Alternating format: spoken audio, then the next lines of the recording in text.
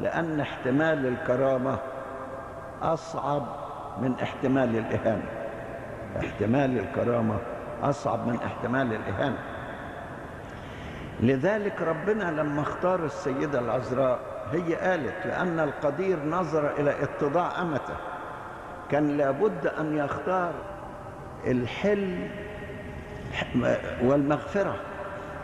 فقال في يوحنا 20 آية 22 و 23 نفخ فيهم وقال لهم اقبلوا الروح القدس، من غفرتم لهم خطاياهم غفرت لهم ومن أمسكتموها عليهم وامسكهم. ايه يا رب ما تخلي ليك المجد لوحدك.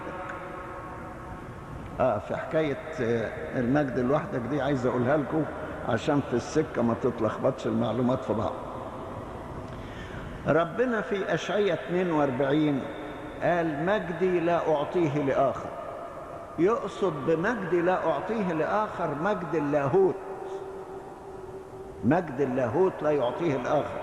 أما باقي أنواع المجد يا ما إدى أولاده مجد، مجد في المواهب ومجد في المعجزات، وجعلهم يشفوا المرضى ويقيموا الأموات ويخرجوا الشياطين كله.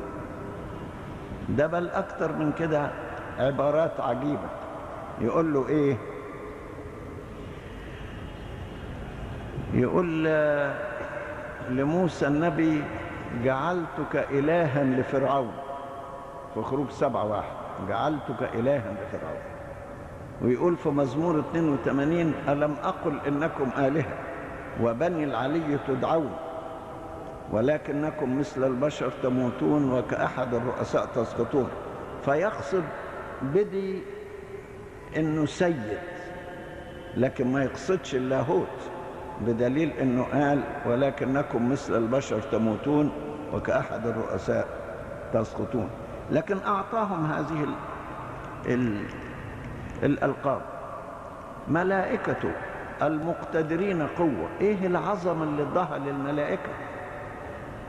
ده ملاك رفع سيفه على أورشليم 30,000 ماتوا. رفع سيفه على جيش سنحريب 185,000 ماتوا. القوة الجبارة التي للملائكة، القوة الجبارة التي للملائكة.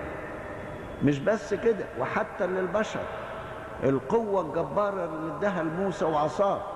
يرفع عصاه يضرب بها الصخرة تتفجر منها الماء، يضرب بها البحر الأحمر يشق فيه طريقا.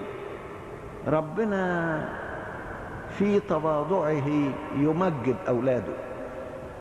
ده الشريعة بتاعته مع إنها بتاعته ووحيه، الشريعة موسى، ناموس موسى. موسى سمح لكم بالطلاق من أجل قساوة نفوسكم. ده مش هو اللي سمح، ده أنت يا رب معلش ابني وأنا أخليه يفرح وينبسط وأنسب الأمور إليه. زي القديسين دلوقتي ونطلب شفاعة القديسين، وربنا يعمل لك معجزة باسم ماري جرجس والناس يقولوا ماري جرجس ماري جرجس. هو ربنا بيغير من أولاده؟ ما يغيرش من أولاده. ده يبقى مبسوط إن المعجزة تمت على يد ماري جرجس، يبقى مبسوط إن المعجزة تمت على يد الملاك مخيل. ربنا في مجده وفي عظمته بيمجد أولاده، من طبيعته إنه بيمجد أولاده، يعطيهم مجد عجيب بالعجائب بالمعجزات بالحاجات دي.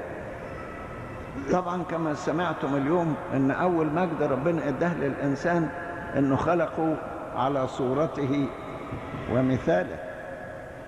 وبيقول للذين سبق فعرفهم سبق فعينهم، وايه تاني وبررهم الاخر وهؤلاء مجدهم ايضا. ده ربنا من تواضعه هيدينا مجد ايضا في القيامه. بيقول نقوم على شبه جسد مجده، نقوم بجسد ممجد، بجسد سماوي. بيقول يزرع في هوان ويقام في مجد. يبقى ربنا خلقنا في الأول في مجد على صورته، وفي القيامة أيضا هيقيمنا على شبه جسد مجده ويعطينا مجد القيامة ويعطينا المجد العتيد في الأبدية. ده ايه يا رب كله ده اللي بتعمله معانا؟ هو يحب ربنا يمجد اولاده، يديهم مجد ويديهم عظمة من تواضعه. ده احنا بنقول الله العظيم، وساعات انسان يحلف يقول بالله العظيم، معروف ربنا عظيم، لكن ربنا مع عظمته في تواضعه يعطي اولاده عظمة.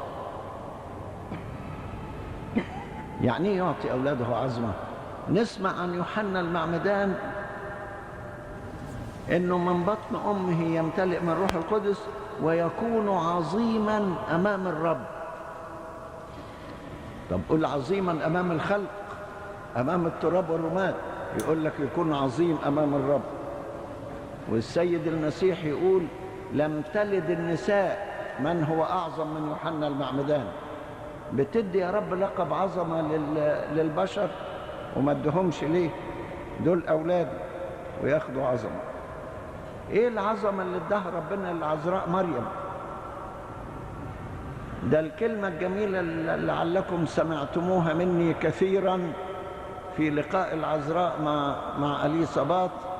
يقول وكان لما سمعت اليصابات سلام مريم ان اليصابات امتلأت من الروح القدس. مجرد سلام مريم يخش في ودنها تمتلئ من الروح القدس، دي عظمه. ربنا في تواضعه بيدي اولاده الوان من العظمه. موسى النبي يا ما ربنا اداله عظمه، ده حتى للعامه، بلاش نقول انبياء كبار او رسل زي موسى ويوحنا عمدان. يقول اما من علم وعمل فهذا يدعى عظيما في ملكوت السماوات. اي واحد بيعلم ويعمل يدعى عظيم. المرأة الكنعانية قال لها عظيم هو إيمانك. حتى الطبيعة يقول النيرين العظيمين الشمس والقمر. يقول على الزنابق الحق ولا سليمان في كل مجده كان يلبس كواحدة منها. يعني كان لها مجد أكتر من سليمان في شكلها. في الكهنوت في سفر الرؤيا يتكلم عن عرش الله ويقول حوله 24 قسيسا جلوس على كراسيهم، وعلى كل واحد تيجان 24 تاج من ذهب على رؤوسهم، و24 مقبرة من ذهب في أيديهم.